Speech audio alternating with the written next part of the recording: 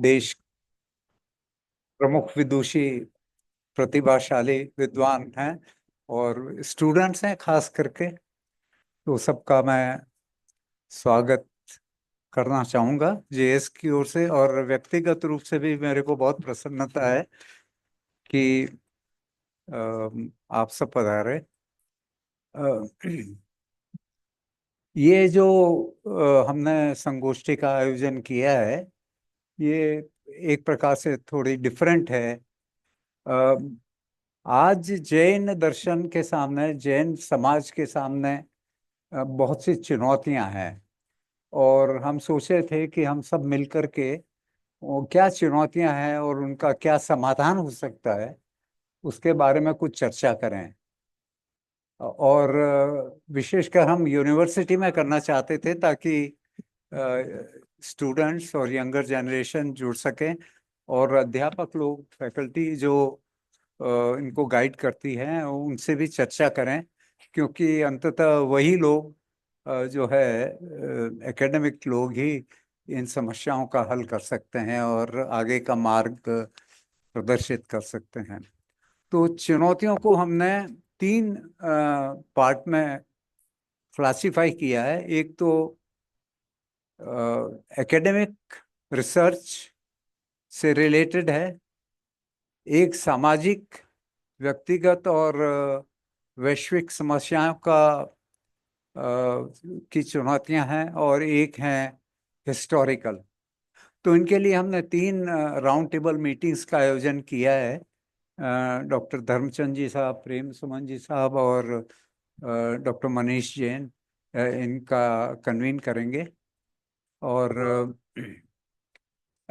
हमने दो प्रयत्न किए हैं इसमें। एक तो सबको जोड़ने का, क्योंकि सब अलग अलग अगर रहेंगे तो उसका कोई इम्पैक्ट नहीं होता। सभी लोग प्रयास तो कर ही रहे हैं। तो हमने कई संस्थानों से निवेदन किया, और मुझे अच्छा लग रहा है कि करीब 8 या 10 संस्थान हमसे जुड़े हैं। उनका उनमें जैन एकेडमी और science and spirituality research institute के अलावा डिपार्टमेंट ऑफ जेनोलॉजी, ये तो ही हैं।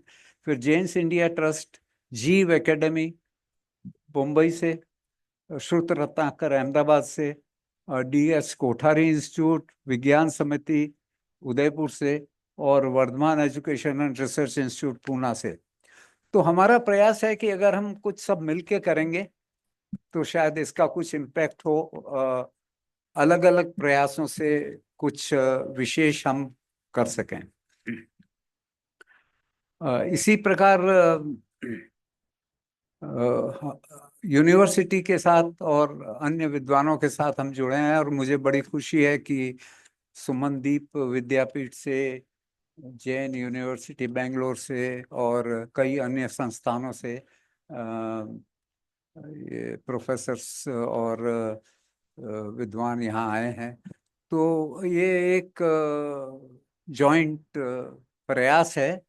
हमें देखना है कि हम क्या इसके समाधान निकाल सकते हैं चुनौतियों के बारे में, और क्या हम उनको क्या कार्यान्वित कर सकते हैं या नहीं। भैया मेरी स्लाइड चालू कर दी।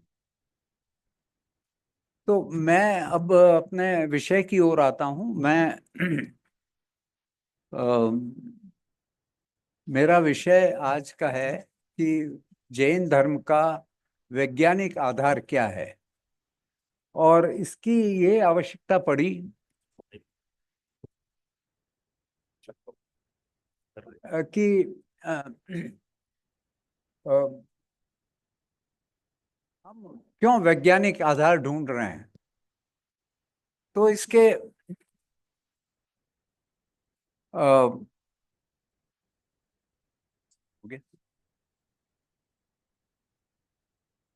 इसके तीन पद्धतियां हैं। सब धर्म, पहले हमने science and spirituality research institute से कई धर्मों का अध्ययन किया।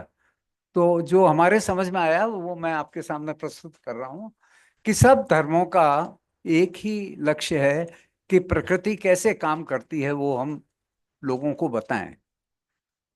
तो उसके तीन पद्धतियां हैं। एक तो है साइंस, जो अपने इंद्रिय से ज्ञान प्राप्त होता है, जो एक्सपेरिमेंटेशन थ्योराइजेशन, इससे ज्ञान प्राप्त होता है, वो एक अप्रोच है प्रकृति को समझने की। दूसरी अप्रोच है फिलोसफी। फिलोसफी का एक्चुअली ट्रांसलेशन दर्शन किया जाता है, लेकिन मैं इसको फिलोसफी मानता हूँ, क्योंकि वो मेंटल कंस्ट्रक्ट है और वो विज्ञान से अलग है। वो विचार करके आप वो सत्य क्या है वो प्राप्त करने का की चेष्टा करते हैं। और तीसरा जो जैन धर्म का जो मेथड है, वो है दर्शन, जो अपने केवल ज्ञानियों को और तीर्थंकर को ध्यान में दर्शन हुआ, मतलब जो उन्होंने देखा, द सीयर्स हैव सीन, वो एक अलग चीज है। और वही अगर तन की शुद्धि, मन की शुद्धि और आत्मा की शुद्धि होती है, तो वो सच्चा ज्ञान वही होता है। विज्ञान का लिमिटेशन है, इंद्रियातीत जो ज्ञान है, इंद्रिय ज्ञान, उसके लिमिटेशन है। हमारी सब फैकल्टीज परफेक्ट नहीं है, ब्रेन कीप ऑन अपडेटिंग।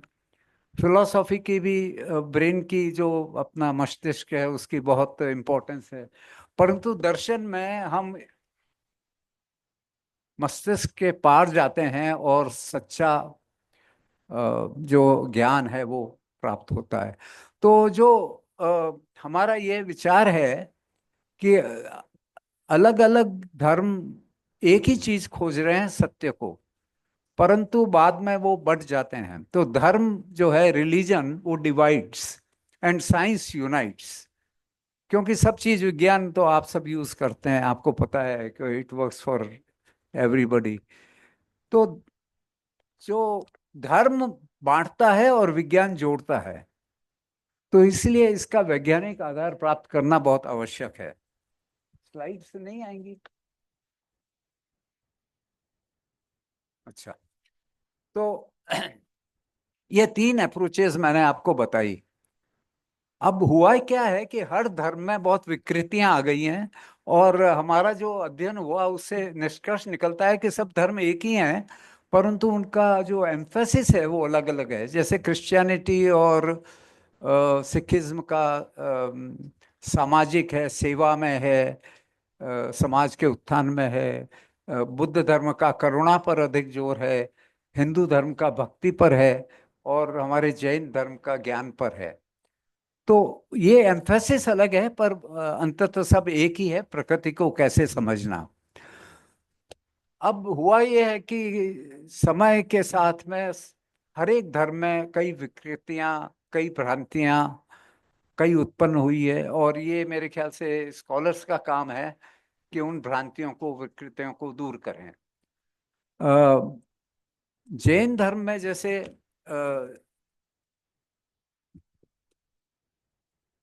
एक उदाहरण दूं मैं आपको कि बहुत सारी विकृतियां आ गई है। उसमें एक उदाहरण है कि जब गौतम स्वामी ने महावीर भगवान महावीर से पूछा कि जम्बू द्वीप कैसा है, तो उन्होंने कहा कि ये रथ के चक्र की तरह है। तो कई आचार्यों ने, कई विद्वानों ने ये मान लिया कि रथ का आकार चपटा होता है, डिस्क की तरह। तो जम्बू द्वीप डिस्क शेप्ड है। वो उसकी एक्चुअली गति की बात कर रहे थे। और गति में क्या है कि जब रथ चलता है तो वो अपने धुरी के चारों तरफ भी घूमता है पहिया, और वो आगे भी चलता है, जैसे पृथ्वी सूर्य की ओर चलती है। तो मैंने कुछ प्लानिटरी साइंस में काम किया है, तो मुझे इससे अच्छी उपमा आज तक नहीं मिली कि मैं पृथ्वी का जो है, या कोई ग्रह का गति का किस उदाहरण से मैं इसको लोगों को समझा सकता हूँ। ये रथ का चक्र बिल्कुल सही है, परंतु हुआ ये कि इसको हम आकार समझ बैठे, वो गति की बात कर रहे थे। तो इससे पूरा जो है एस्ट्रोनॉमी, वो डिस्टर्ब हो गया।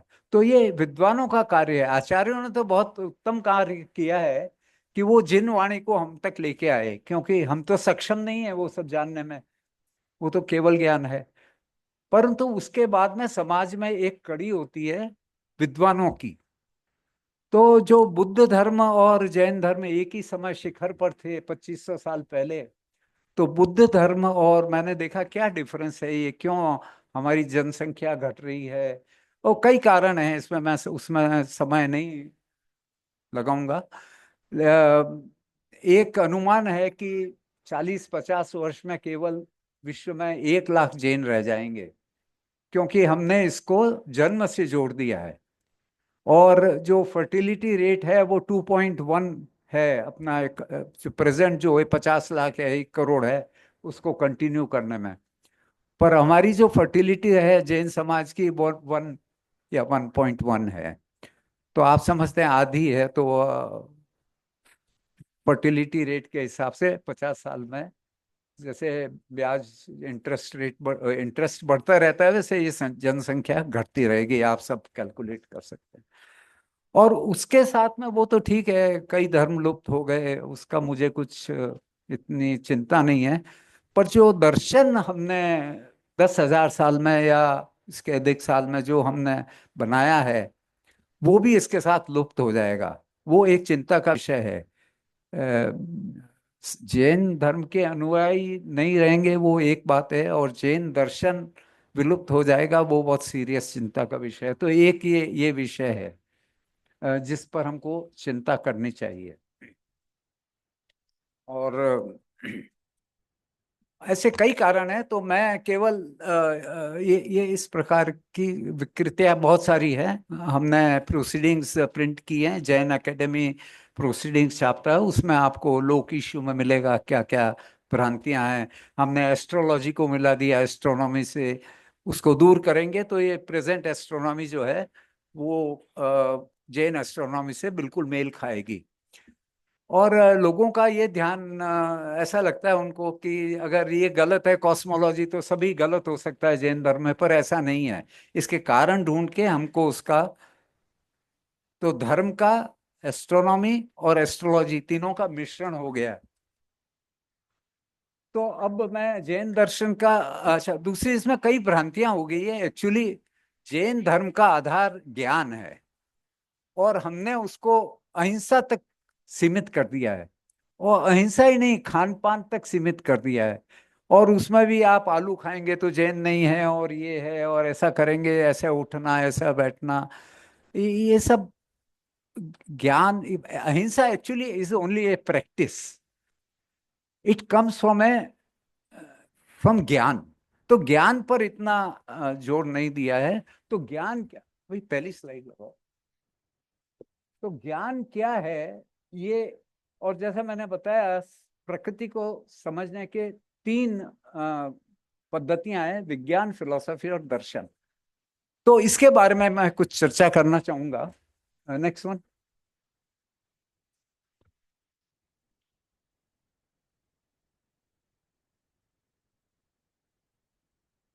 पहले तो हमको डिफाइन करना पड़ेगा सत्य क्या है। तो सत्य वह है जो शाश्वत है, जिसका ना उत्पन्न होता है, जो अनादि है और जो अनंत है, वही सत्य है। बाकी सब उसके रूप हैं, वो बदलते रहते हैं। तो 3 जो है वो शाश्वत सत्य हैं। एक प्रकृति जिससे हम उत्पन्न हुए, प्रकृति की नेचर बदल सकती है। आपको सर कठिनाई हो तो आप वहां जा सकते हैं, तो अच्छा रहेगा आपको इस देखने में, स्लाइड देखना है मेरे विचार से। हाँ, ज्योति बाबू, आई एम सॉरी बट वो अच्छा रहेगा आपकी गर्दन, वरना तो एक तो प्रकृति सत्य है, वो कभी नष्ट नहीं होती है, उसका रूप बदल जाएगा, प्रलय हो जाएगा, फिर भी प्रकृति तो रहेगी ही। एक स्वभाव है वस्तु का, धर्म, वो शाश्वत है। पानी है, अगर वो पानी पृथ्वी पे हो या मंगल ग्रह पे या सूर्यमंडल के बाहर, तो उसकी प्रॉपर्टीज वो शाश्वत, उसका धर्म, उसका स्वभाव वो नहीं बदलेगा। और एक नियम, प्रकृति के नियम बदल सकते हैं पर प्रकृति नियम से ही चलती है। तो 3 शाश्वत सत्य हमको समझ में आए, प्रकृति, स्वभाव और नियम। इसके जो बाद में है जो भी, वो सब उसके पर्याय हैं या उसके विभिन्न रूप हैं। अब सत्य को जानना क्यों आवश्यक है? वो इसलिए आवश्यक है कि हम अगर सत्य पता है तो हम मिथ्यात्व में नहीं जिएंगे। हम देखते हैं ये घर मकान, ये सब, सूर्य चंद्र, तो ये सब हम इनको सही मान के चलेंगे तो हम सत्य तक नहीं पहुंचेंगे, हम हमेशा मिथ्यात्व में ही रहेंगे। तो इसके लिए सत्य को जानना आवश्यक है। और हमारे इंद्रिय ज्ञान की सीमा है, ब्रह्मांड में जो दिखाई देता है वो बहुत कम है। एक्चुअली विज्ञान भी कहता है कि 4% ही दिखाई दे रहा है आपको। तो 4% पर आप अपना धारणा बना लेंगे और 96% अदृश्य है, तो फिर आपको सत्य का तो पता ही नहीं चलेगा। और सत्य असीम है, तो कई वस्तुएं ऐसी जो दिखाई देती है वास्तव में वैसी हैं नहीं। इसके बारे में मैं थोड़ी चर्चा बाद में करूंगा। अब तीसरा प्रश्न ये उठता है कि जब जैन धर्म में सब है तो विज्ञान की क्या आवश्यकता है? ये कई लोगों ने मेरे को ये प्रश्न पूछा। तो विज्ञान की आवश्यकता एक तो ये है कि वो भ्रांतियां और जो विकृतियां आई उनको मिटाना। मुझे यहाँ वो रूबिया की कहानी याद आती है, एपिसोड। वो रूबिया एक सूफी ज्ञानी थी और एक आर्मी जनरल उसके पास गया कि मेरे को ज्ञान बताओ। तो आपको पता होगा सबको, ऐसे कॉमन एनेक्डोट। तो वो कहा पहले मेरे को सुई ढूंढने दो, फिर बाद में ज्ञान बताती हूँ। तो वो बाहर आके सुई ढूंढने लगी। तो उसने कहा कि सुई घूमी कहाँ थी? कि वो तो घर के अंदर घूमी थी, पर लाइट यहाँ है तो मैं यहाँ ढूंढ रही हूँ, अंदर लाइट नहीं है घर में। ये उसकी स्टोरी है। तो इसमें मैं एक जोड़ना चाहता हूँ कि वो बात सही है कि आपको भीतर जाना पड़ेगा, परंतु घर का रास्ता बाहर से ही होता है। तो विज्ञान बाहर है और अनुभव अंदर है घर के। तो विज्ञान के रास्ते से ही आप घर में जा सकते हो और सत्य को पकड़ सकते हो। तो विज्ञान बहुत आवश्यक है और तीनों ही सत्य के रास्ते हैं, तो कहीं ना कहीं इनका मिलाव होना चाहिए। अब दूसरी बात यह है कि विज्ञान तर्क पे आधारित है और धर्म जो है वो श्रद्धा पर। तो अब ये धर्म का युग तो रहा नहीं, ये तो तर्क का, is a century of knowledge. आप कहीं भी जाएंगे देश विदेश में, वो कहेंगे it is the century of knowledge. और जब जैन धर्म का आधार ही ज्ञान है, तो फिर हम तो नॉलेज दे सकते हैं ज्ञान, पर हमने उसको संकुचित करके किचन में लाके रख दिया है। तो ये एक कारण है कि क्यों नहीं फैल सकता, जबकि जैन धर्म में वो सब तत्व मौजूद हैं कि आपके सारे विश्व की समस्याओं का वो कई हद तक हल कर सकें। पर हम उनको देश विदेश में जाके बताते नहीं है, हमारे पास स्कॉलर नहीं है। ये एक मुख्य डिफरेंस है बिटवीन बुद्धिज्म एंड जैनिज्म।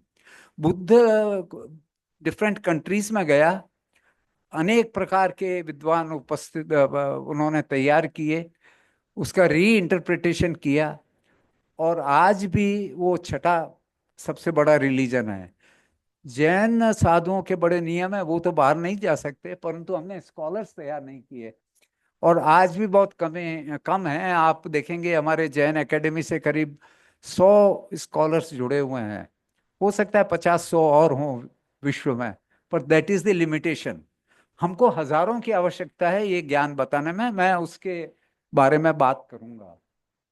तो अब सत्य की भ्रांति के लिए मैं जरा एक एग्जाम्पल देना चाहूंगा कि एक इलेक्ट्रॉन या प्रोटॉन या फोटॉन होता है, वो एक पार्टिकल माना जाता है, परंतु वो पार्टिकल है नहीं। एक चर्च था इंग्लैंड में, उसमें एक छेद था और सूर्य की रोशनी आती थी तो एक धब्बा बनता था नीचे। तो कुछ दिन बाद में वो इरोजन हो गया, तो उस शीशा जो था ऊपर उसमें 2 छेद हो गए, जो राइट में दिखाए हैं। तो लोगों ने सोचा कि फिर 2 स्पॉट बनेंगे, पर स्पॉट नहीं बने, ऐसी बैंड बनी, वो स्पॉट गायब हो गया। तो इससे वेव थ्योरी ऑफ इलेक्ट्रॉन, उन्होंने वेव थ्योरी ऑफ फोटोन, तो एक्चुअली वो ना तो पार्टिकल है, एक गेंद की तरह पार्टिकल नहीं है फोटोन जो प्रकाश आता है, ना वो वेव है, वेव की तरह भी नहीं है। तो ये जो स्पॉट बन रहा था ये पार्टिकल का है, वो जो वेव्स बन रही हैं, वो जो राइट में आप नीचे देख रहे हैं पैटर्न, वो पैटर्न वेव का होता है। पर इलेक्ट्रॉन क्या है वो किसी को अब तक पता नहीं चला। तो इसके लिए बहुत थ्योरीज है कि वो नॉन लोकलाइज्ड है, वो वेव भी हो सकता है, पार्टिकल भी हो सकता है। इसको पार्टिकल वेव ड्यूअलिटी कहते हैं। तो ये हमारी विज्ञान की लिमिटेशन है, पर वहां तक पहुंचने के लिए विज्ञान की ही आवश्यकता है। Next one please. अब real according to various philosophies, विज्ञान मानता है कि मैटर इज ऑल, सब चीज मैटर से बनी है। वो कॉन्शियसनेस, चेतना को भी नहीं मानता। और आइंस्टाइन ने एक फॉर्मूला दिया था, E = mc², वो सबको पता है। तो वो कहते हैं एनर्जी भी पुद्गल है, वो बस उसी से सब बनता है, और आत्मा में असीम एनर्जी है, तो वो सब उससे बनता है। और कुछ लोग मानते हैं कि क्वांटम वैक्यूम से सब बना है, नथिंग से पूरा ब्रह्मांड की उत्पत्ति हुई है। और इसमें मैं डिटेल में नहीं जाऊंगा। फिर वेदांत कहता है कि नहीं, मैटीरियल इज नॉट ऑल, ब्रह्म ही सब कुछ है, ब्रह्म is the only real. Shankara कहते हैं कि नहीं, ये सारा यूनिवर्स इल्यूजन है, ये सब मिथ्यात्व है, माया है। सांख्य कहता है कि दो सत्य है, एक पुरुष है, एक प्रकृति है। ये सब विद्वान बैठे हैं, मैं उस पर विवेचन नहीं करूंगा इसका। पर जैन कहते हैं कि सब ये रियल है, लोक भी रियल है, आत्मा भी रियल है, और 6 रियल हैं। तो इनका सबका अलग अलग ये है। 6 रियल हैं, जीव, अजीव, काल, आकाश, धर्म, अधर्म। अब ये हम साइंटिफिकली भी प्रूव कर सकते हैं कि एक चीज से 6 चीज नहीं बन सकती, वो एक अलग विषय है। तो only laws of nature are real. अब वो लॉ क्या है वो हमको समझना पड़ेगा। तो इन सब से actually it is a mess. फिर वो कुछ लोग इसमें बिलीव करते हैं ब्रह्म में, कुछ मैटर में, कुछ द्वैतवाद में, कुछ मॉनिज्म में, कुछ अद्वैतवाद में, कुछ सो ऑन। तो ये सबको मिला करके हमको सत्य तक पहुंचना पड़ेगा। बुद्धिज्म में नागार्जुन ने शून्यवाद की थ्योरी दी, वो भी विज्ञान भी उसको मानता है कि क्वांटम वैक्यूम से सारी विश्व की उत्पत्ति हुई है। तो यहाँ हम इसको इस तरह इसका एकीकरण कर सकते हैं कि अलग अलग धर्म, अलग अलग विद्वान, अलग अलग महर्षि अलग अलग स्तर पर पहुंचे हैं, पर अंततः एक उसका कोई सॉल्यूशन होगा, उसको हमको ढूंढना है, वही सत्य है। Next one.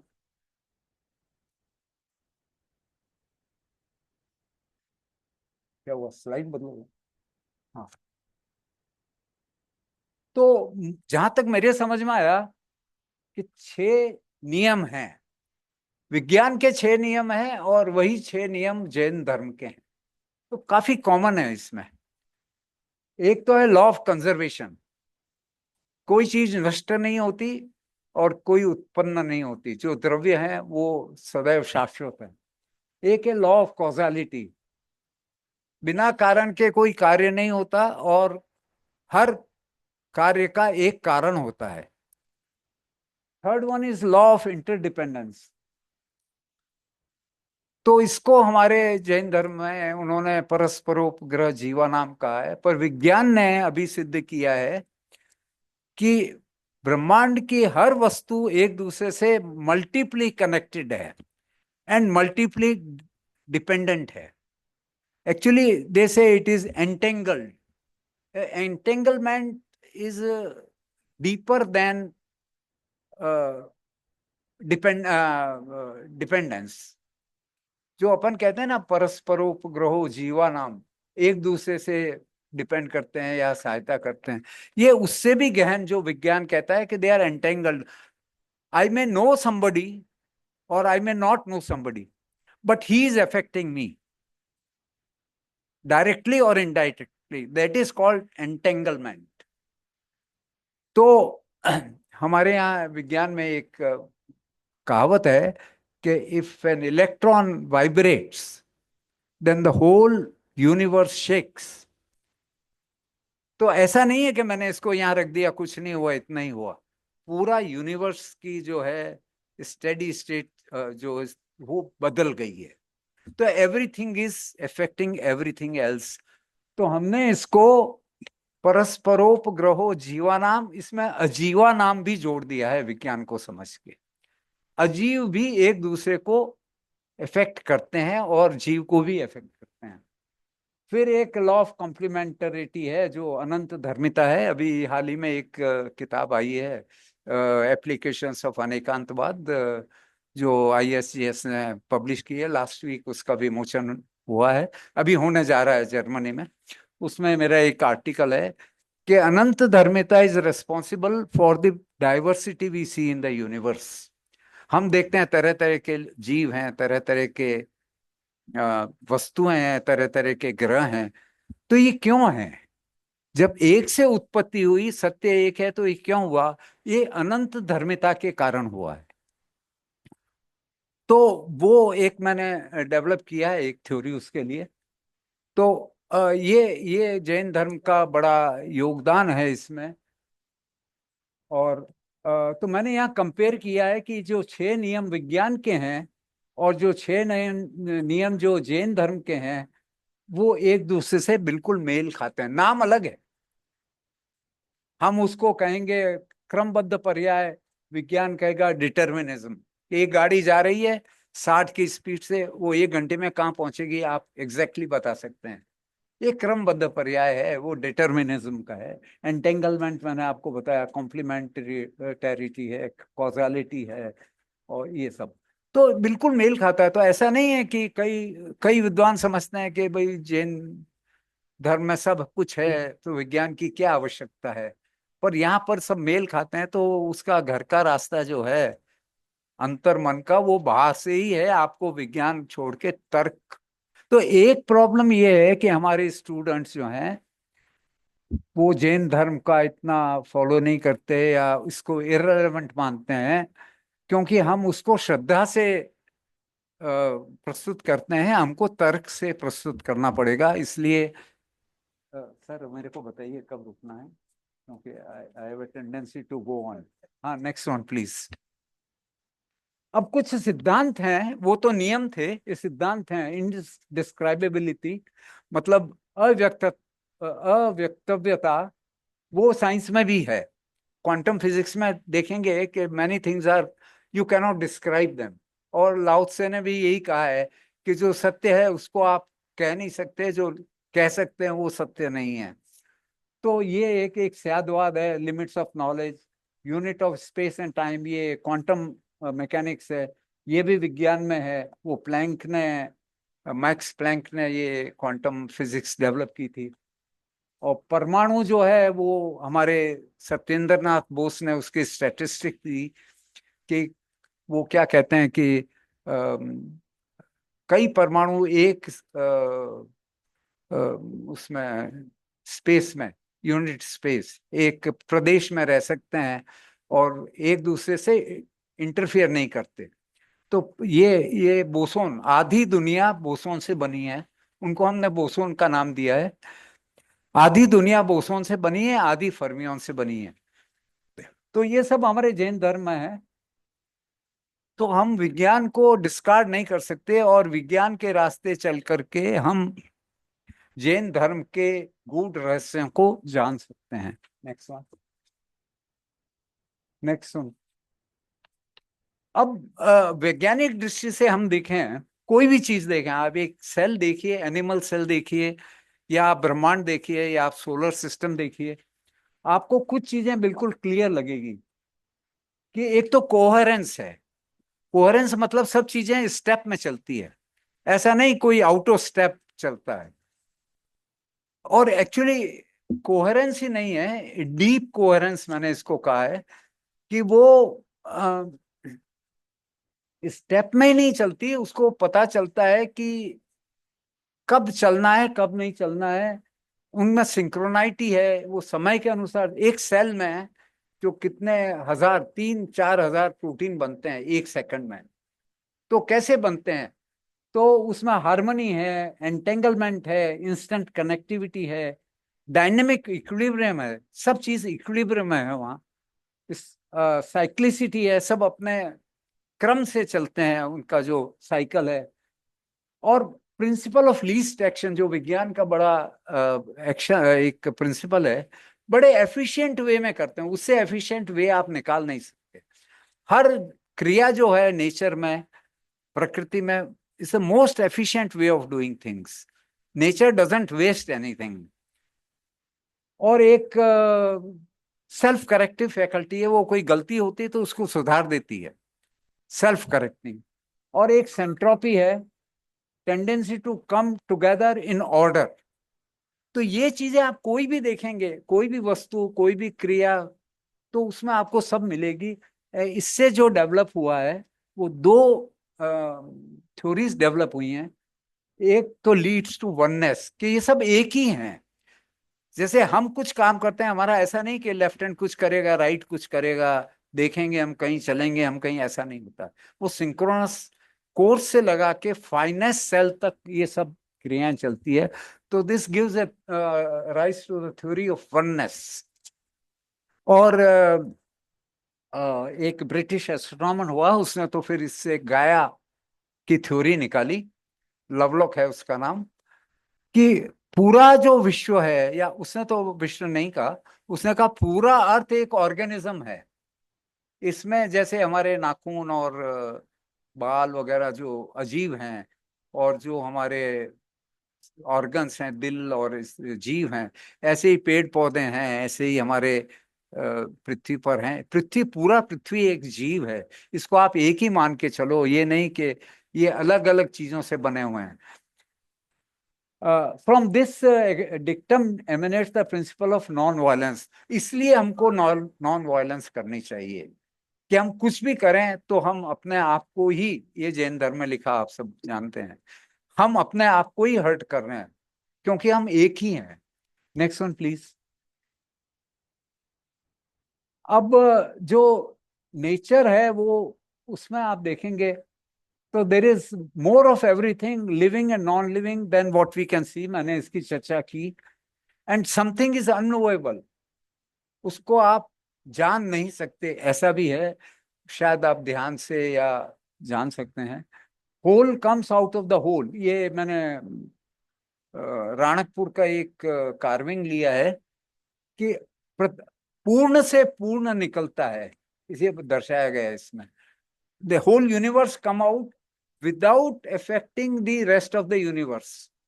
जैसे एक बच्चे का जन्म होता है, वो होल है, तो उसमें माता की कोई हानि नहीं होती है, वो भी पूर्ण है, ये भी पूर्ण है। तो पूर्ण से पूर्ण, इसकी वो एक पूर्ण मिदम, एक जो है श्लोक है इसका उपनिषद में। और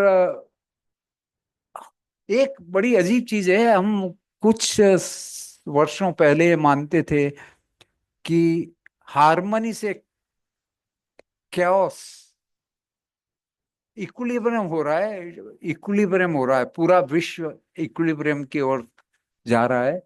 पर एक्चुअली ऐसा है नहीं। हम ऑर्डर में जा रहे हैं।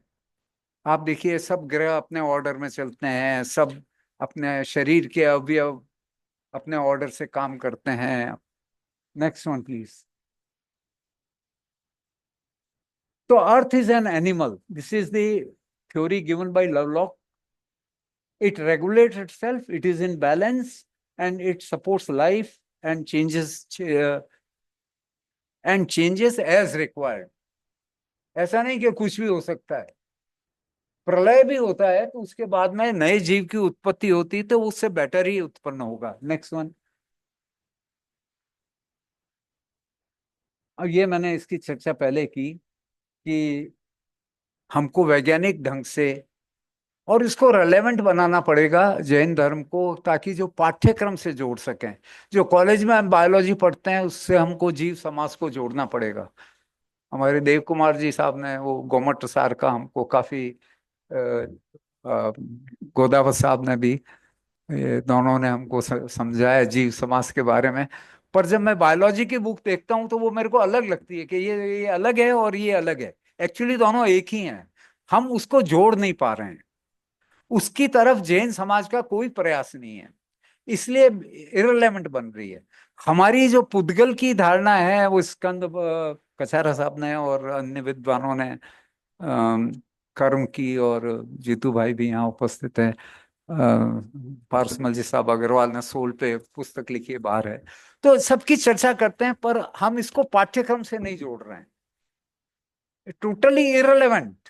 मैं ये पढ़ के जाऊंगा ये अलग है और वो बाहर अलग है, दूसरा बीच में हमने बाउंड्री वॉल बना रखी है। उसको तोड़ने के लिए हमको स्कॉलर्स की आवश्यकता है। अब जैन धर्म में ऐसी कई तत्व हैं, महत्ता है इसकी, जो और कोई धर्म में नहीं है। तो हमने क्यों जैन धर्म लिया, इसलिए नहीं कि वी आर बॉर्न जैन्स। इसमें laws are omnipotent not god, विज्ञान भी यही कहता है। पर्सनल रेस्पॉन्सिबिलिटी, पुरुषार्थ की और कोई धर्म में व्यवस्था ही नहीं है। रेस्पॉन्सिबिलिटी और पर्सनल इक्वालिटी, वो आजकल वेस्ट में तो जेंडर इक्वालिटी की बात करते हैं कि ये मेल फीमेल की, हम तो कहते हैं सब जीव बराबर है, मतलब वो उसके भी डीपर है। फिर ऑल इंक्लूसिव है हमारा अनेकांतवाद। आप सब वाद खत्म हो जाएंगे, अनेकांतवाद कभी खत्म नहीं होगा, क्योंकि ये सबको समाहित करता है। आप कहेंगे ये इसके विरुद्ध है तो उसको भी ले लेगा। तो जब आप विरुद्ध को भी ले लेते हैं तो फिर वो तो सच में रियलिटी हो गई।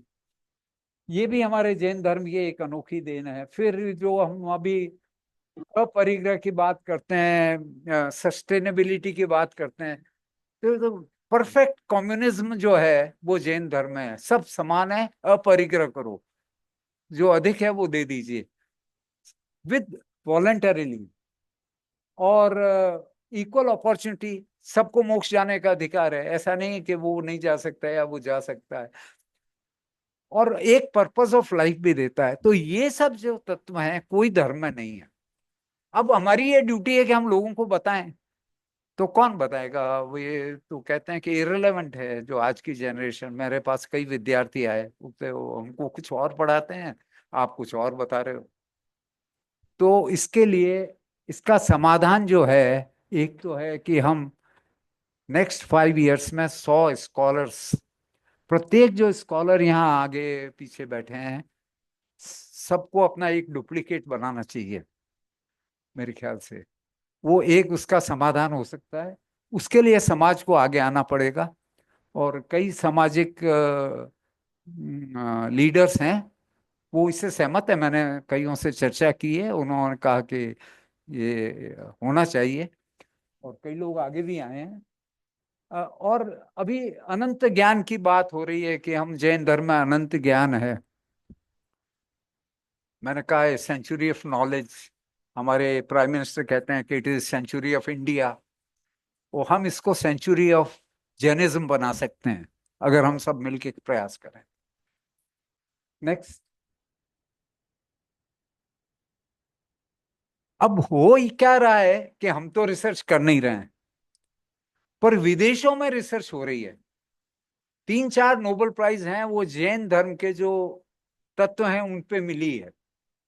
और नोबेल प्राइज आपको पता है सबसे टॉप प्राइज है वर्ल्ड में आज भी। ये ऑटोफेजी के लिए इनको, ये जापानीज साइंटिस्ट है, इनको मिली। ऑटोफेजी मतलब उपवास।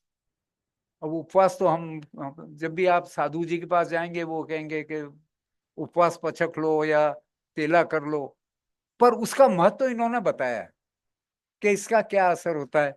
ऑटोफेजी का मतलब होता है ईट योरसेल्फ। हम तो भूखे रह सकते हैं, पर हमारे जो सेल हैं वो भूखे नहीं रह सकते। जैसा मैंने आपको बताया, 1 सेकंड में 3,000-4,000 प्रोटीन तैयार करने हैं उनको, तो भूखे कैसे रहेंगे, उनको एनर्जी चाहिए। तो हम जो सेल मरते हैं, एक्चुअली हमारे सेल प्रतिक्षण मर रहे हैं। 1 साल के बाद में मैं बिल्कुल, मैं तो मैं ही रहूंगा, पर मेरी बॉडी का हर सेल अलग हो जाएगा, नया हो जाएगा।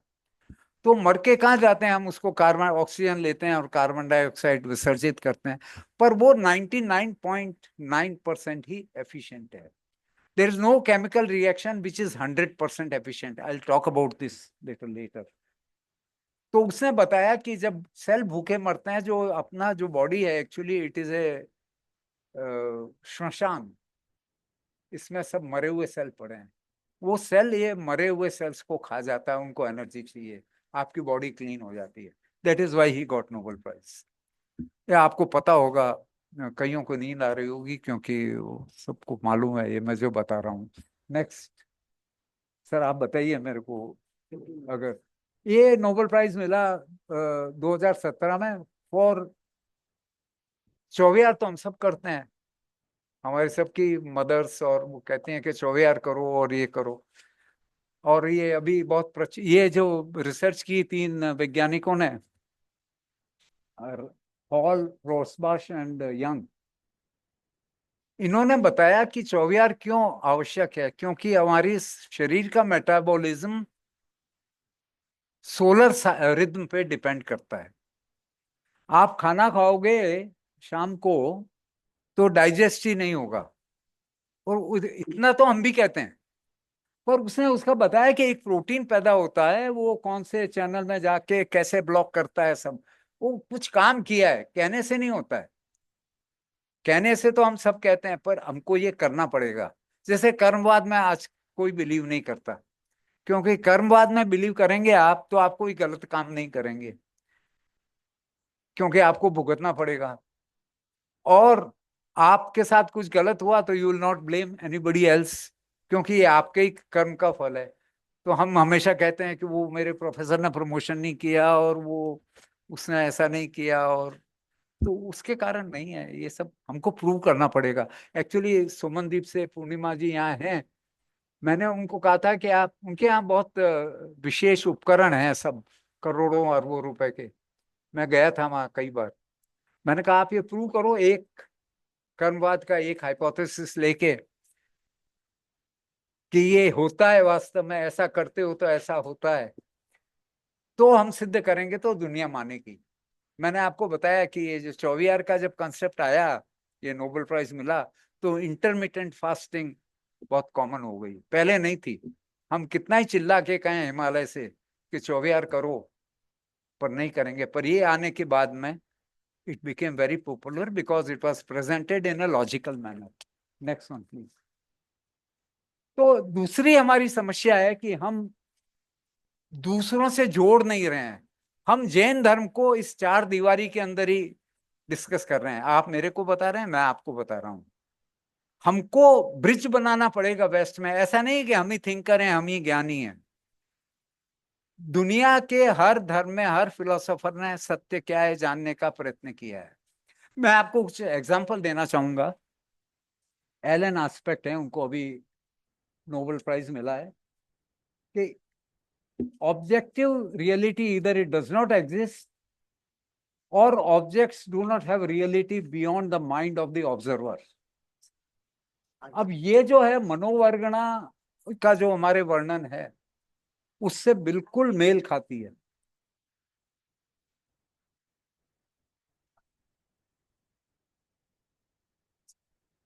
5 मिनट, 10 मिनट, 5-7 मिनट में, हाँ मैं अभी समाप्त करता हूँ।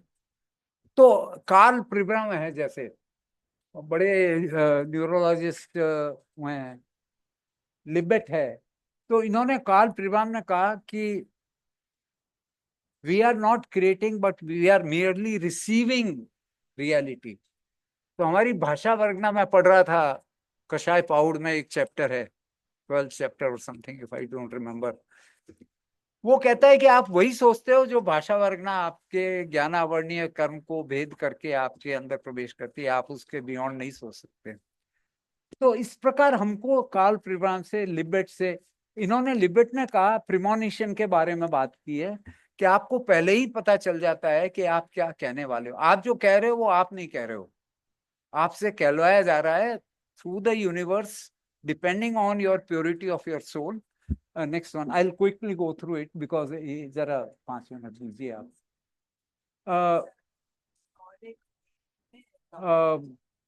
रूपर्ट शेल्ड्रिक, मैं सबके बारे में बात नहीं कर सकता हूँ, समय की सीमा है।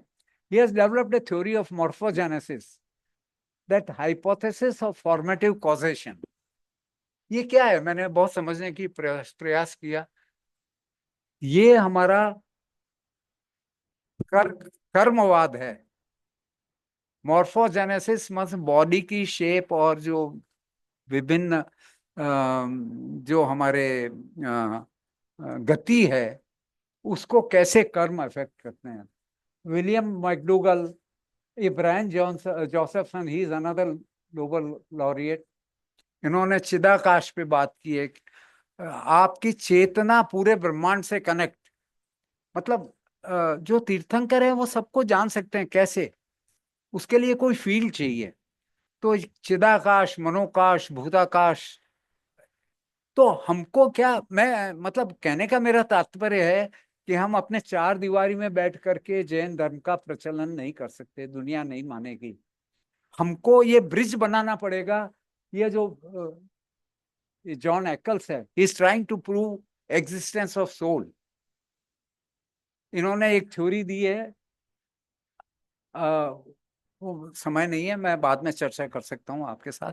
हम ऐसा कोई प्रयास कर ही नहीं रहे हैं, इसको सारी दुनिया मानती है। They are all Nobel laureates. हम क्या कर रहे हैं कि हम वही अपने आगम में क्या लिखा हुआ है और उसका ट्रांसलेशन कर रहे हैं और सोच रहे हैं कि हम ज्ञान का वितरण कर रहे हैं। उससे काम नहीं चलने वाला है। हमको 100, 200, 500, 1000 स्कॉलर तैयार करने पड़ेंगे, और मॉडर्न साइंस से, मॉडर्न थिंकर से। Next one, I just go through quickly. Roger Penrose एक चेतना पे काम कर रहे हैं। ही इज ए नोबेल लॉरिएट। वो आए थे, हमने उनको बुलाया था। कसार साहब को याद होगा, 2016 में जो कॉन्फ्रेंस की थी, उन्होंने लेक्चर दिया था कॉस्मोलॉजी पे। बाद में उनको नोबेल प्राइज मिला। वो चेतना पे काम कर रहे हैं, पर उनका पूरा, उन्होंने चेतना को डिफाइन ही ऐसे किया है, faculty to take decision. It is not that we know, but we have to tell him. हम नहीं कह रहे हैं, वो हमको बता रहे हैं कि ऑर्केस्ट्राड ORCARH क्या होता है, ये कैसे डिसीजन होता है क्वांटम लेवल पे, ट्यूबुलिन कैसे काम करता है। तो इससे काम चलने वाला नहीं है। रॉबर्ट पॉटर, ब्रिंकमैन, ये बिल्कुल एक सप्लीमेंट्री, यहाँ एक SME जोन होता है ब्रेन में, वो पहले ही एक्टिवेट हो जाता है। आप कुछ बोलते हैं ना, उसके 1/10 सेकंड या 1/100 सेकंड पहले ही वो एक्टिव हो जाता है। आपने सोचा नहीं, उसके पहले ही वो भाषा वर्गना आ गई, ऐसा ऐसी धारणा है। पवन कुमार हैं, उनके साथ कुछ काम किया है मैंने यहाँ। तो वो एक SME है जो पहले एक्टिव होता है और बाद में आप धारणा बनाते हो। तो वी आर ओनली कन्वर्टिंग भाषा वर्गना इनटू साउंड। तो साउंड के 4 भाग बताए गए हैं। एक है मध्यमा, एक है वैखारी, एक है परा, और एक है पश्चंती। तो हम तो उस पर काम कर ही नहीं रहे हैं। हम खाली वैखारी पे काम कर रहे हैं, शुद्ध ज्ञान आप दूसरे से एक्सचेंज कर रहे हैं। जी हाँ हाँ हाँ, ठीक है, मैं खत्म कर रहा हूँ।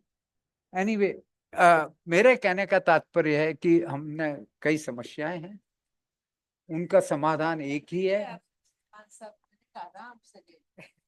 नहीं, आप परमिशन, हाँ सॉरी, बट नहीं नहीं, ऐसा नहीं है, मैं कुछ बताना चाहता हूँ।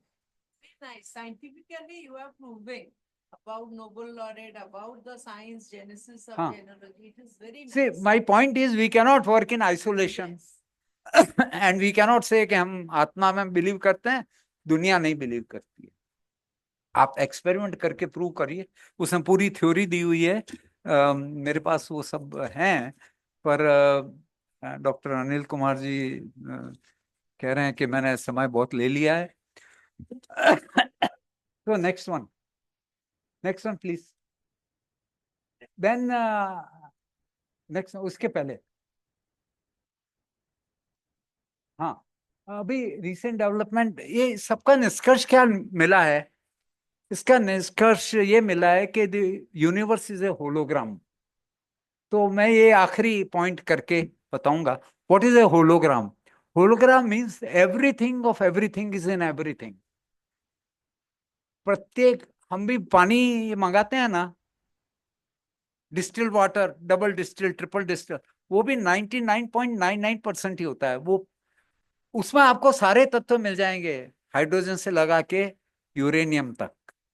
आप कोई चीज 100% प्योर होती ही नहीं है।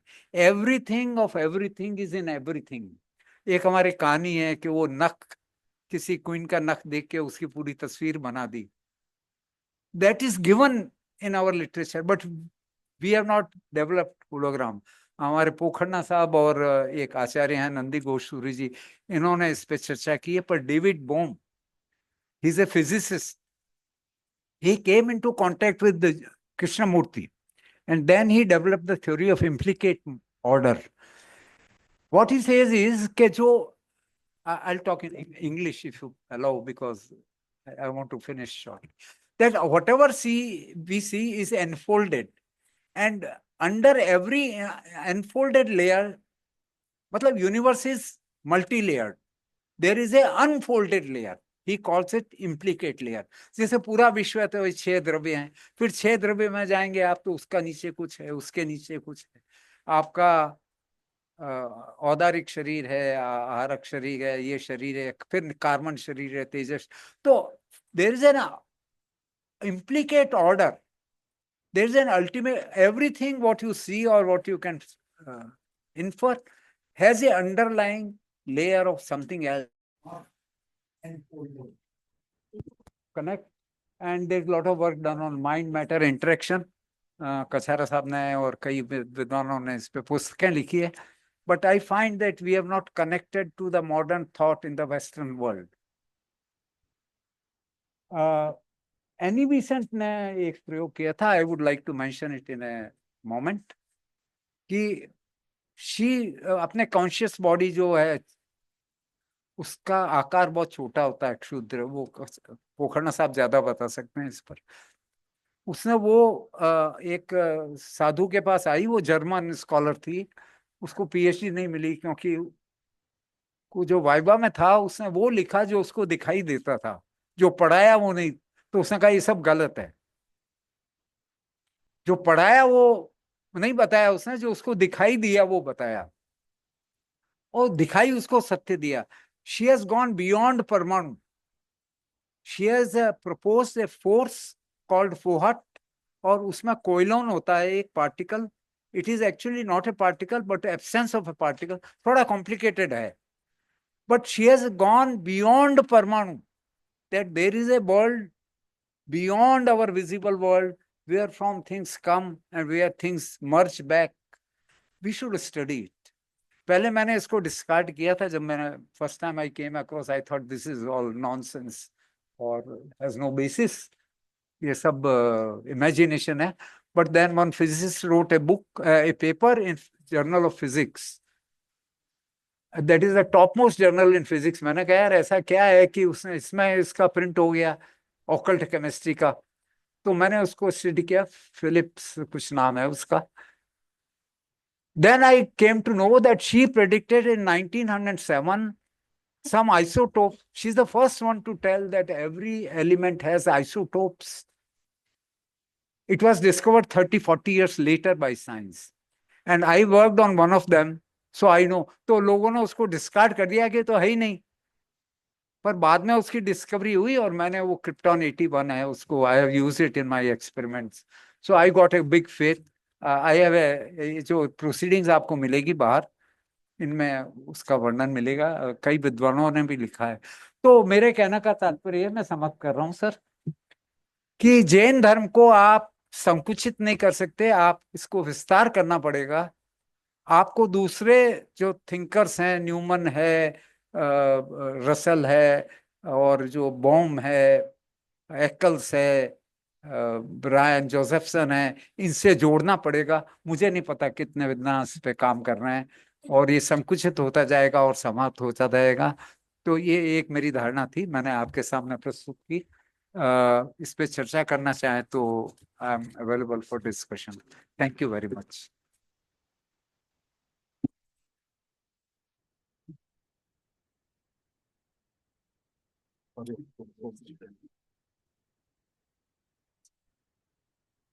बहुत बहुत धन्यवाद भंडारी साहब।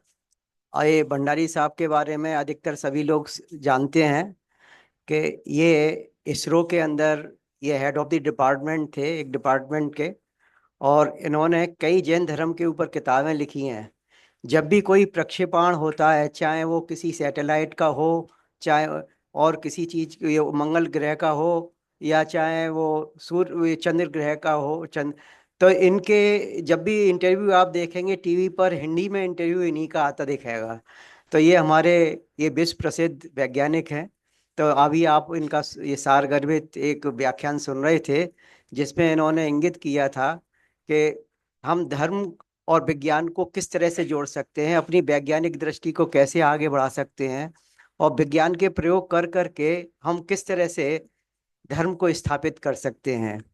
इसी बीच में हमारे ये जो चीफ गेस्ट हैं, अपने vice chancellor doctor Sunita Mishra ji, ये हमारे बीच उपस्थित हुई हैं। हमको बहुत प्रसन्नता है इस बात की, अपनी व्यस्त समय में से आप यहाँ निकल करके आई हैं, तो इसके लिए हम बहुत आभारी हैं। और मैं इनके स्वागत के लिए मैं ये पूर्वी दवे को रिक्वेस्ट करता हूँ कि आप ये बीसी का ये माला पहनाकर और दुपट्टे से स्वागत करें।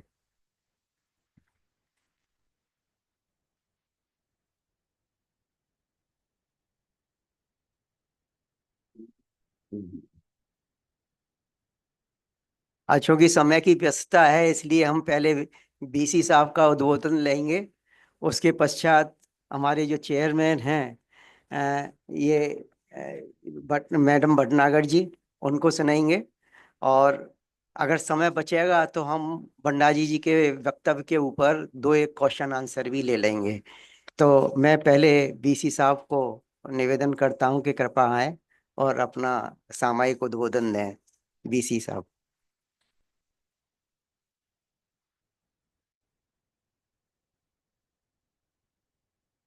आपको बहुत बहुत धन्यवाद।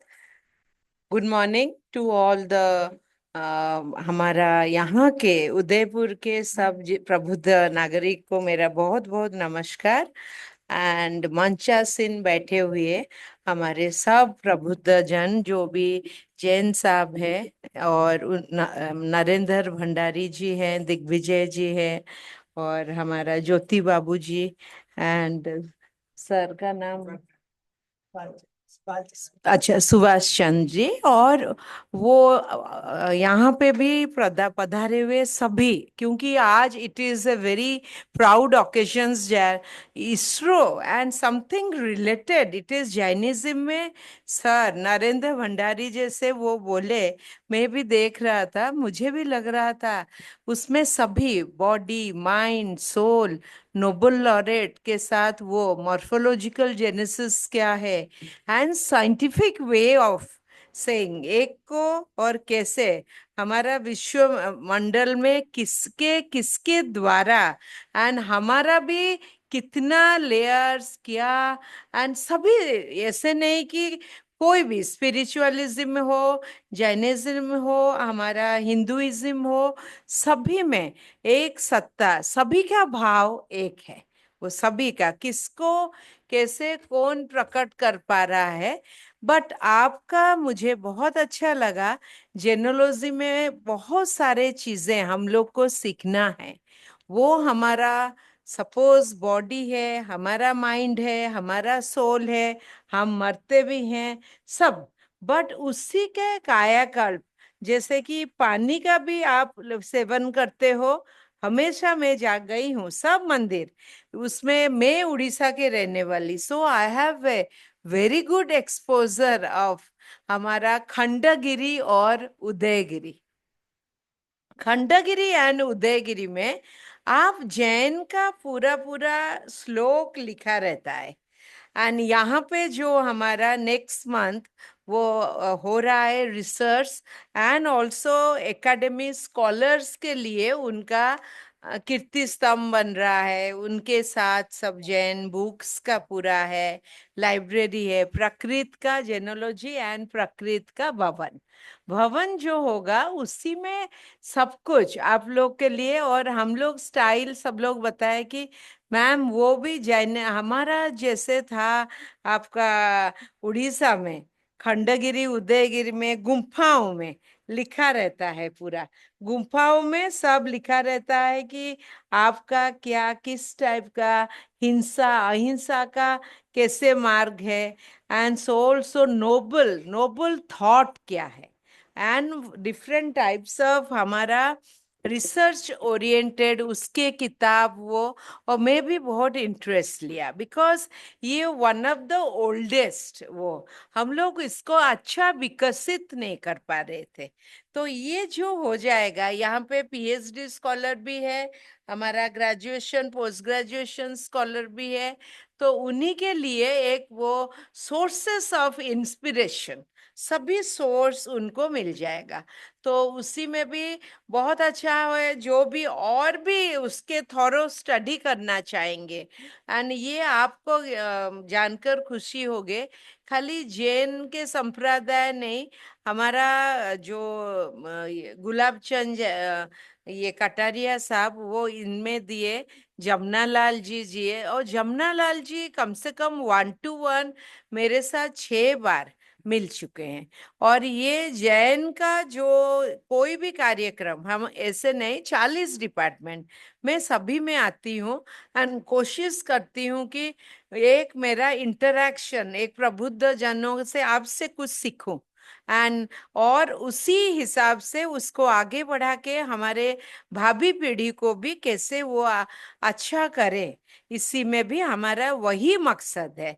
That is the knowledge system, खाली नॉलेज विद इन हमारे अंदर में रहे, हम कुछ ना करके वो नहीं, जो नॉलेज है, बिकॉज मनुष्यत्व 10-10 बार में नहीं मिलता, एक ही बार अच्छा कर्म करोगे तो और एक बार मिल जाएगा, बार बार नहीं मिलता है तो दूसरे कोई होके।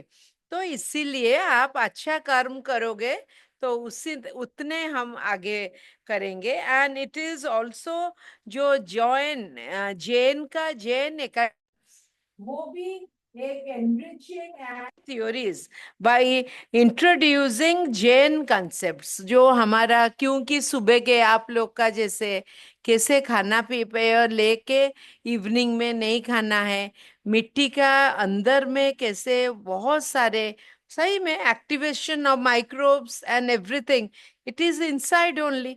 तो उसको बचा के हमारा शरीर को कैसे साफ सुथरी रखे, वो it is a healing, you can say wellness का ये एक परम सौभाग्य की बात है। वो वेलनेस के ऊपर हम लोग scientifically we are known that how we can cleanse our body mind soul and how we can improve our performance उसी में। एंड आप और एक चीज आप देखोगे, जो जैन फिलोसफी और साइंटिफिक अप्रोच जो भी है आपका, उसी एविडेंस एंड प्रूफ द्वारा आपका भी वही सेम, हमारा भी जैसे DNA RNA mRNA scientifically proof, it is applicable to all philosophy.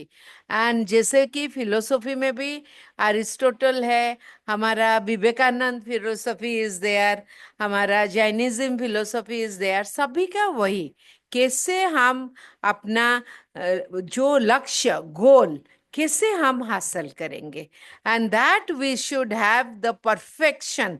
Goals नहीं रहेगा, short term goals, medium term, long term, आपको अवधि सीमा में हमको इसको आगे बढ़ाना है, और वो फिक्स नहीं होगा।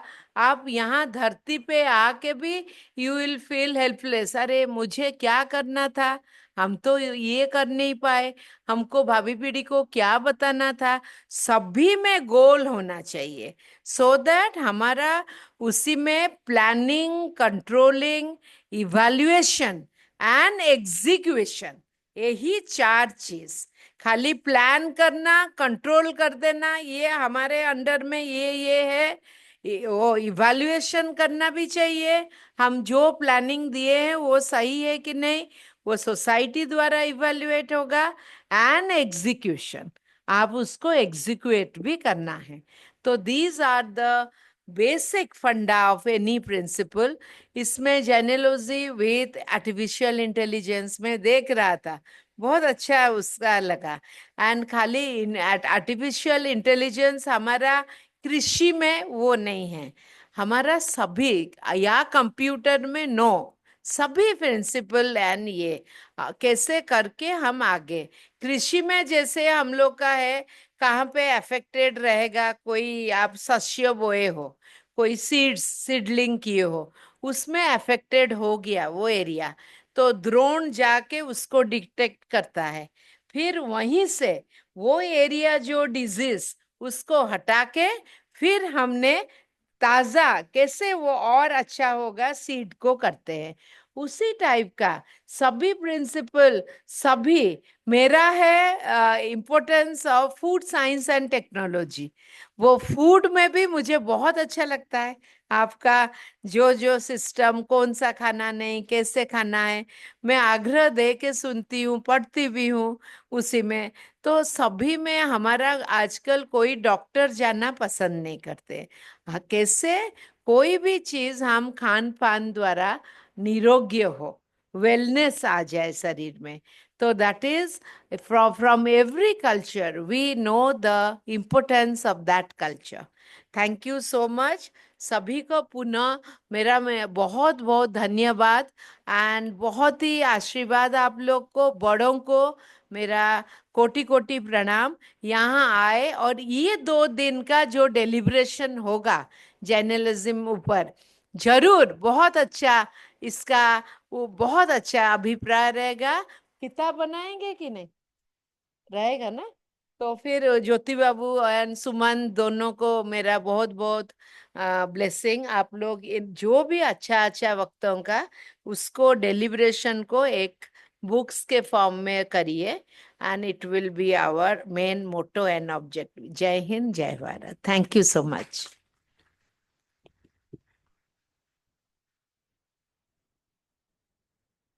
डॉक्टर अनिल जैन। अच्छा, अनिल जैन पूरा लिखा है। अनिल कुमार। और हमारे, मैं भूल गई, अनिल जी वो जो कि एंकरिंग कर रही हैं, उनको भी मेरा बहुत बहुत नमस्कार।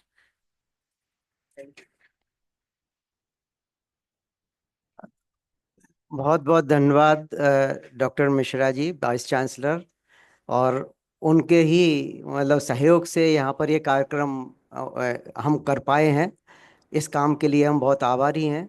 उन्होंने अपने सारगर्भित भाषण में किस तरह से ये सहयोग करने की भावना रखती हैं, किस तरह से सभी फिलॉसफी को आगे बढ़ने के लिए प्रेरित करती हैं, इसकी बात भी उन्होंने रखी।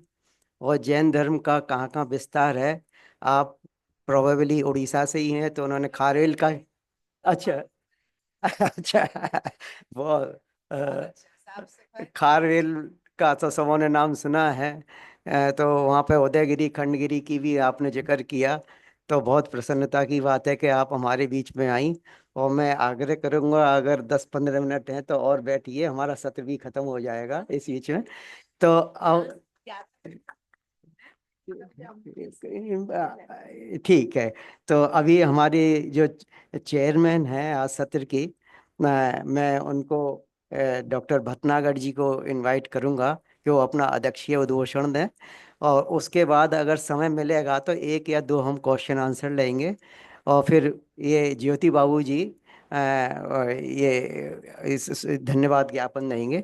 इससे पहले मैं रिक्वेस्ट करूंगा ये श्री उदयन मकवाना जी को कि वो जरा आए, और ये हमारे जो चीफ गेस्ट हैं और चेयरमैन हैं उनको ये पुस्तक की नहीं, पुस्तक की प्रति है।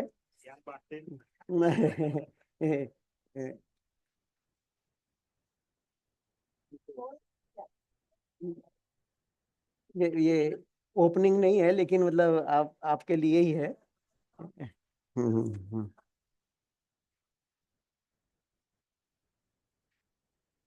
हम्म, हम्म, चलिए।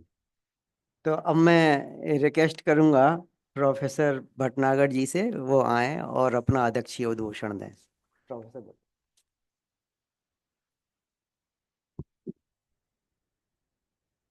आदरणीय प्रोफेसर सुनीता मिश्रा, कुलगुरु मोहनलाल सुखाड़िया विश्वविद्यालय,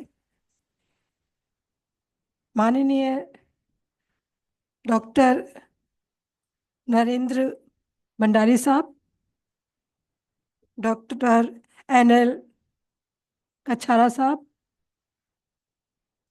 श्री सुगाल चंद जी जैन साहब, डॉक्टर ज्योति बाबू और अनिल जैन साहब, इस सभागार में उपस्थित सभी मेरे गुरुजन भी हैं, सीनियर्स भी हैं और मित्र भी हैं। तो सभी को मैं प्रणाम करती हूँ, नमस्कार करती हूँ। साथ ही हमारे जो जैन विद्या और प्राकृत से संबंधित जो शोध छात्र हैं उनका भी स्वागत और अभिनंदन।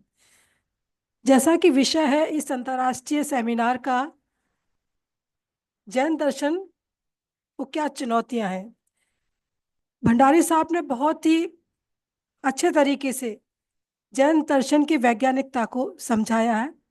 और विज्ञान, कोई भी धर्म हो, चाहे जैन धर्म हो या हमारा वैदिक हिंदू धर्म हो या बौद्ध धर्म हो, इन धर्मों की स्थापना जो है एक वैज्ञानिक सोच को लेकर ही की गई थी। क्योंकि जिन्होंने इसको स्थापित किया था, जो इसके फाउंडर्स थे, वो इतने ज्ञानी थे कि वो मतलब आत्मा परमात्मा इसको तो जानते थे, लेकिन वो ये भी जानते थे, उनका जो सोच थी वो बहुत वैज्ञानिक थी।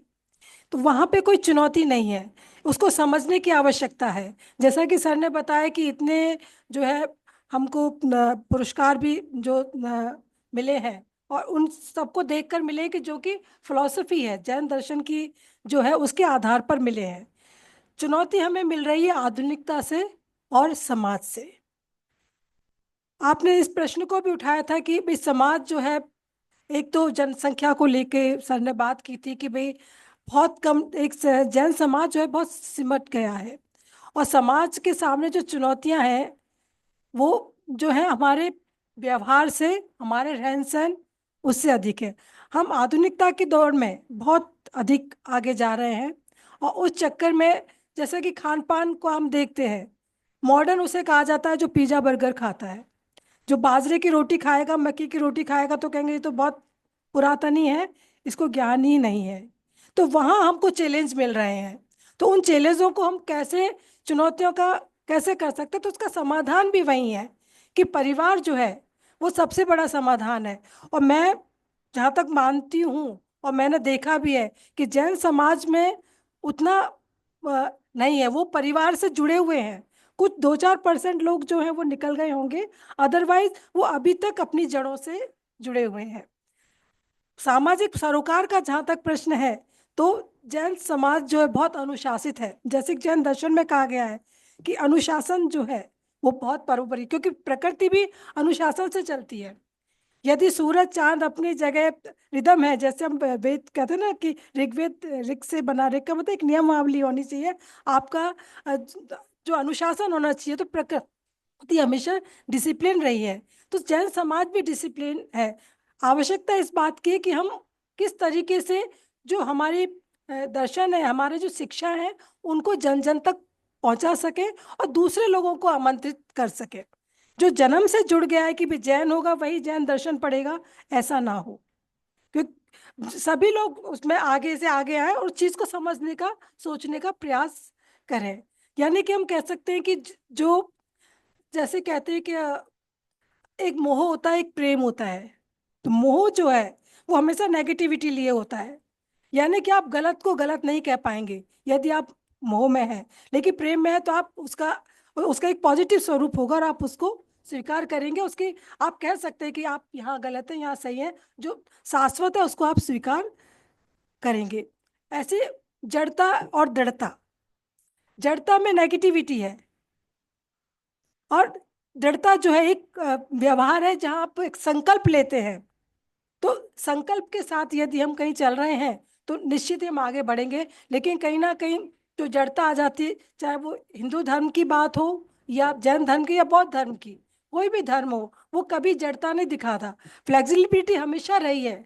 और जैन धर्म की और दर्शन की तो ये एक कह सकते हैं कि उसका बिल्कुल प्रिंसिपल है कि वहां पे लचीलापन इतना अधिक है, फ्लेक्सिबिलिटी बहुत ज्यादा है, एक्सेप्टेंस जो है समाज में बहुत अधिक है।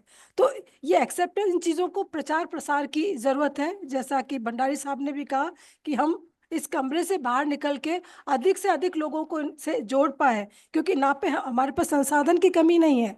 दूसरी जगह हम देखते हैं कि संसाधन कम पड़ जाते हैं, लेकिन जैन समाज ऐसा समाज है जिसके पास संसाधन ईश्वर ने बहुत दिया है।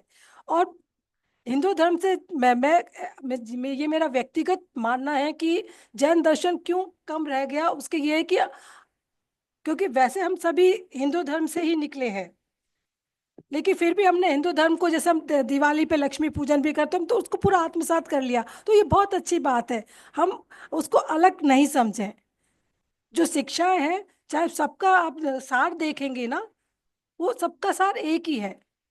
उसमें किसी चीज, जैसे अहिंसा पे हमने बहुत अधिक जोड़ दिया, तो उसके लिए आवश्यकता है अहिंसा की, कि हम मन से, वचन से, कर्म से किसी भी तरीके से किसी को आहत ना करें, ये हम लोग प्रयास करते हैं। तो उसके लिए आगे जैसे बौद्ध धर्म बहुत अधिक पहल फैला, तो वहां पे जो है लचीलापन बहुत ज्यादा हो गया कि हर चीज को वो एक्सेप्ट करते चले गए। हिंदू धर्म भी बहुत नहीं है, नेपाल में यहाँ है, जैन धर्म की वही स्थिति है। जैन धर्म भी कुछ लोग नेपाल में होंगे, कुछ श्रीलंका वगैरह में हो सकता है, ये ज्यादातर अपने यहाँ हिंदू ही है। तो इस तरह के सबका ओरिजिन जो है वो एक है, तो इसको डिफरेंस ना करके सबको आत्मसात करने का प्रयास करें, ये हर दर्शन का, हर धर्म का उद्देश्य होना चाहिए। मुझे ये अवसर दिया, मैं जो है आपके जैन अकादमी ऑफ स्कॉलर्स अहमदाबाद और हमारे जैन विद्या एवं प्राकृत विभाग का बहुत बहुत आभार व्यक्त करती हूँ। मैडम मिश्रा मैडम हमारे कुलगुरु पधारे, उसके लिए बहुत बहुत आभार, क्योंकि आपका बहुत लगाव है जैन और प्राकृत विभाग से। कहीं जाएंगी नहीं जाएंगी, लेकिन यहाँ तो जरूर आएंगी। तो हमें पूरी पता था कि मैडम चाहे 10 मिनट के लिए आए, लेकिन अवश्य आएंगी। तो मैडम आप आए, और सभी श्रोताजन जो हैं उनका भी आभार, क्योंकि 9:30 बजे आपने प्रोग्राम शुरू कर दिया था, टाइम की पंक्चुअलिटी भी पूरी है। तो मुझे ये अवसर दिया, इसके लिए मैं आप सभी का आभार व्यक्त करती हूँ। धन्यवाद। जय हिंद, जय भारत। बहुत बहुत धन्यवाद भटनागर मैडम। समय की जरा वो मर्यादा है, इसलिए क्वेश्चन आंसर तो हम अगले सत्र में ले लेंगे। अभी मैं रिक्वेस्ट करूंगा ज्योति बाबू जी से कि वो धन्यवाद ज्ञापन करें। उसके पश्चात राष्ट्रगान होगा और फिर ये हाई टी का कार्यक्रम है। तो बीसी मैडम और अपनी चीफ गेस्ट और वाइस चांसलर ये सब अपने साथ रहेंगे, तो अच्छा लगेगा। तो ज्योति बाबू जी। धम्मो मंगलमुक्किटम अहिंसा सन्निमुतः देवावि तम नमस्सन्ते तस्य सम्मे सयामः।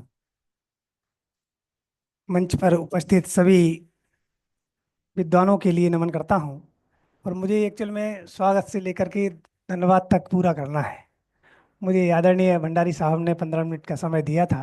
ये हम सौभाग्य मानते हैं कि हमारी कुल गुरु भी यहाँ विराजी हुई हैं, और उन्हीं की अध्यक्षता में हमें ये सारा कार्यक्रम करना है, वो करना था और हो रहा है, क्योंकि उनके प्रतिनिधि के रूप में हमारी जो associate dean professor Digvijay Bhatnagar madam बिल्कुल समय से पधार गए, और उन्होंने उस दायित्व का विधिवत निर्वाह किया है। इसलिए मैं हमारी विश्वविद्यालय की कुलगुरु प्रोफेसर सुनीता मिश्रा जी और हमारी एसोसिएट डीन, हमारी स्नेही, हमारी सहयोगी, जिनके अधिकार पूर्वक हम उनको बुला लेते हैं और आप आ जाते हैं, जिससे हमारा कार्यक्रम सफल हो जाता है। इसलिए बहुत बहुत हम आपके कृतज्ञ हैं और आभारी हैं प्रोफेसर दिग्विजय भटनागर मैडम के। ये आज के जो कार्यक्रम की शोभा जो आज हम देख रहे थे, बीज वक्तव्य जिन्होंने प्रदान किया है, इसरो के साइंटिस्ट हैं और बहुत बड़े मैडम, ये आप देखेंगे उनके साहित्य से, उनके ज्ञान से, और हम सभी लाभान्वित हो रहे हैं। और आपका जो उद्देश्य है केवल विद्वानों को एकत्रित करना नहीं है मैडम, ये जो भी विद्वानों की जितनी संस्थाएं हैं, लगभग उन सभी संस्थाओं को, लोकल की जो संस्थाएं हैं, हमारी प्राकृत भाषा जो अकादमी है, उसके अध्यक्ष हमारे प्रोफेसर प्रेम सुमन जी जैन साहब बैठे हुए हैं, और सूत्र रत्नाकर के माननीय JV साय साहब, PM अग्रवाल साहब, ये सब जो है बड़ी बहुत बड़ी बड़ी विभूतियां हमारे देश विदेश की। कल का जो एक सेशन हमारा होगा उसके जो चेयरपर्सन होंगे USA से जुड़ेंगे, और माने आपका जो सारा, बहुत कुछ कह नहीं सकते हैं आपके बारे में, इतने बड़े हो पद पर होने के बाद आप ये इतनी सहजता से बिल्कुल ऐसे जुड़ करके कार्य कर रहे हैं, और हमें आपने जो हमसे हमारे साथ में मिल करके आपने जो हमने इतना बड़ा कार्यक्रम करने का जो हमें अवसर दिया है, आदरणीय भंडारी साहब का, और इसके वाइस प्रेसिडेंट हैं NL कछारा साहब, हमारे उदयपुर के हैं विज्ञान समिति के डॉक्टर NL कछारा साहब, सुगाल चंद जी साहब बैठे हुए हैं, आपका भी बहुत बहुत स्वागत, अभिनंदन और धन्यवाद सर। परामर्श प्रमुख प्रोफेसर जिनका विशेष हमें प्रेरणा मिली है, डॉक्टर SS पोखरना साहब, पोखरना साहब जिन्होंने हमें ये अवसर प्रदान किया है विशेष, और प्रोफेसर हमारे DC जैन साहब, आपका हमें जयपुर से पधारे हुए हैं, दिनवाणी के संपादक हैं, और विशेष आपका हमेशा ही सहयोग मिलता है। डॉक्टर अनिल कुमार जी जो कि अभी ये कुशल संचालन कर रहे हैं, बहुत अच्छे विद्वान हैं, और हमारा जो सबसे क्लिष्ट विषय है करणान योग का, उसके संबंध में ये बहुत चर्चाएं करते रहते हैं, और डिस्कशन यहाँ पर एक विद्वान थे वो अभी चले गए हैं, लेकिन आपका जो अभी बहुत अच्छा, आप स्कॉलर हैं जैन विद्या के, आप कुशल संचालन कर रहे हैं। हमारे अग्रवाल साहब विराजे हुए हैं, विपिन दोषी साहब, डॉक्टर प्रताप संचेती साहब, सुषमा जी सिंघवी साहब सामने विराजे हुए हैं, साय साहब, सुगाल चंद जी साहब जैन इंडिया ट्रस्ट चेन्नई से आप पधारे हुए हैं, राजेंद्र जी गांधी जीव एकेडमी मुंबई से, प्रोफेसर प्रेम सुमन जी जैन साहब भारतीय प्राकृतिक स्कॉलर सोसाइटी से, कोठारी जी जो विज्ञान समिति से, डॉक्टर S कोठारी इंस्टीट्यूट से, सम्मानीय सभी विद्वजन, सभी सहभागी प्रतिभागी, और हमारे विभाग से जो अभी नेतृत्व कर रहे थे, राजस्थानी विभाग के सुरेश जी, हमारे खुशपाल जी साहब, हमारे स्नेही हमारे मित्रगण हैं ये तो सभी, और बैठे हुए हैं विजय जी, हम आप सभी का, सभी जो विद्वान इसमें सहभागी हुए हैं, चिरंजीव लाल बगड़ा साहब बैठे हुए हैं, अनूप चंद जी साहब, हम शायद नाम से परिचित नहीं हैं, लेकिन अब आज हम बहुत आप सभी के कृतज्ञ हैं। और मैडम, ये जो हमारी जो जिस थीम को लेकर के हमारे भंडारी साहब ये जो कार्य कर रहे हैं, कि जो वर्तमान की जो परिस्थितियां हैं, वास्तव में भगवान महावीर ने भी जन्म उसी समय लिया था जब हिंसा का बहुत चरम पर था, और अभी भी कुछ ऐसी परिस्थितियां बन रही हैं, और इस समय ऐसे ही संगोष्ठियों की आवश्यकता है जो कि हमें अहिंसा का पाठ पढ़ा सकें ऐसे बिगड़ते पर्यावरण में। और असहिष्णुता, मैडम आज जो संवादहीनता, घर में संवादहीनता हो गई है, परिवारों में जो वैमनस्यता है, और साथ में बैठे हुए हैं, आज बच्चे से मोबाइल छीन लेते हैं तो वो वही मोबाइल फेंक करके मार देती है, इतना माने हिंसक प्रवृत्तियां जो बढ़ रही हैं, उसके ऐसे समय में हमें आज इस जैनिज्म की बहुत आवश्यकता है, इसको समझने की आवश्यकता है।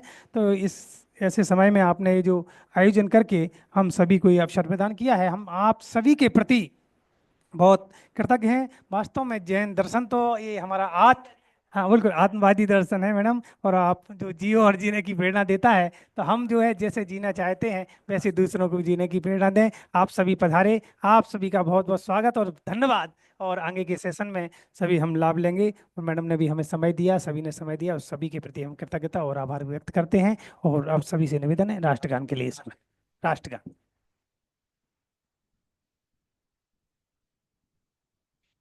जनगण मन अधिनायक जय हे भारत भाग्य विधाता। पंजाब सिंधु गुजरात मराठा द्राविड़ उत्कल बंगा। विंध्य हिमाचल यमुना उत्कल जलधि तरंगा। तव शुभ नामे जागे तव शुभ आशीष मागे। गाहे तव जय गाथा जनगण मंगलदायक जय हे भारत भाग्य विधाता। जय हे जय